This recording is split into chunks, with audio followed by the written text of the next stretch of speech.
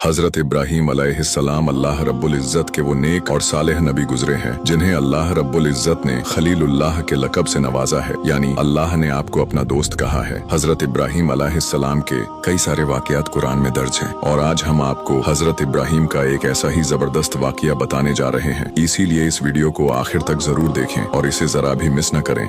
हजरत इब्राहीम अलैहिस्सलाम बचपन से अपनी कौम को देखते थे कि वो लोग लकड़ी और पत्थर के बुतों की इबादत करते हैं। आप अपने दिल में सोचते रहते थे कि ये बुत न किसी को रोजी दे सकते हैं, न किसी का नफा और नुकसान कर सकते हैं, तो इन्हें रब कैसे माना जा सकता है। अल्लाह ने आपकी फितरत को बहुत साफ और सीधा बनाया था। जब आप जवान हुए तो आपने हकीकत को समझने के लिए आसमान और जमीन की तरफ गौर करना शुरू किया। अल्लाह ने कुरान पाक के सूरह अल अनाम में फरमाया, एक रात जब अंधेरा छा गया तो उन्होंने आसमान में चमकता एक बड़ा सितारा देखा और कहा, क्या यह मेरा रब है? मगर जब सितारा गायब हो गया तो कहा, मैं ऐसे को रब नहीं मान सकता जो गायब हो जाए। फिर जब चांद को चमकते हुए देखा तो कहा, क्या यह मेरा रब है? लेकिन जब चांद भी डूब गया तो बोले, अगर मेरा रब मुझे हिदायत न देता तो मैं गुमराह हो जाता। फिर जब सूरज को निकलते देखा और वो अपनी शिद्दत से चमक रहा था तो कहा, क्या ये मेरा रब है? ये तो सबसे बड़ा है। लेकिन जब सूरज भी डूब गया तो साफ कह दिया कि ऐ मेरी कौम, मैं उन चीजों से बेजार हूँ जिन्हें तुम अल्लाह का शरीक बनाते हो। मैंने तो अपना रुख उस अल्लाह की तरफ कर लिया है जिसने आसमान और जमीन को पैदा किया और मैं हरगिज मुशरिकों में से नहीं हूँ।